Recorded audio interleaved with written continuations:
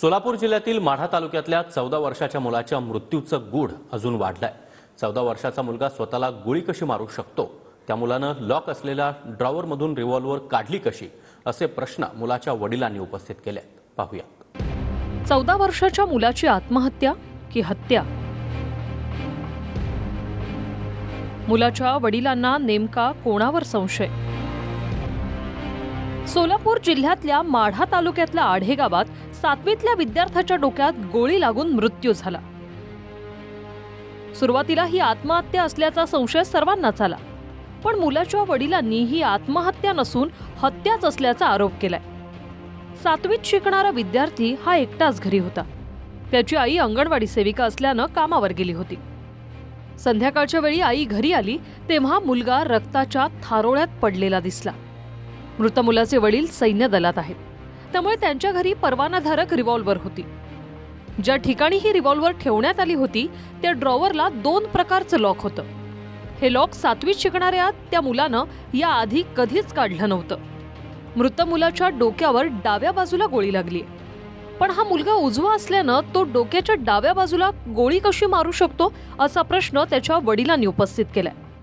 त्या रिव्हॉल्वर मधलं त्याला एचं बी माहिती नाही, तो कसा खोला असतो, त्यात गोळ्या कशा लोड करायच्या त्या, तो फायर कसा करायचा असतो। तो त्या रिव्हॉल्वर त्यांनी काढला तर रिव्हॉल्वर तर लॉक मध्ये होता, डबल लॉक होता। एक अलमारीचं लॉक खोललं तरी आतमध्ये एक लॉक होतं।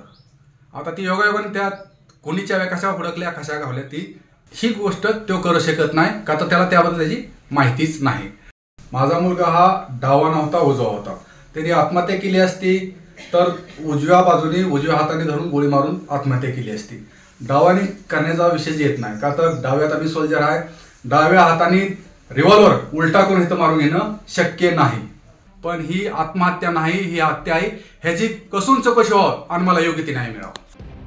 मृत मुलाला एपिलेप्सी म्हणजेच फिट येण्याचा आजार होता, त्यामुळेच या मुलानं आत्महत्या केल्याचा संशय आधी व्यक्त करण्यात आला होता, पण वडिलांनी हे सर्व दावे फेटाळून लावले आहेत।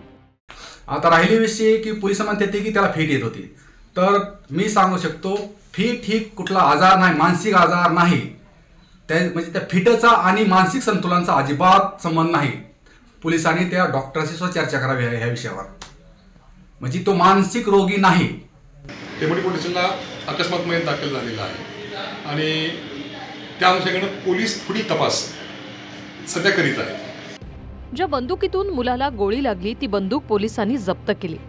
त्या बंदुकीवर कोणाच्या हाताचे निशाण होते हे फॉरेन्सिक अहवालातून समोर येईलच। त्यानंतर या मुलाची हत्या की आत्महत्या याचा उलगडा होणार आहे। संदीप शिंदे, TV9 मराठी, माढा, सोलापूर।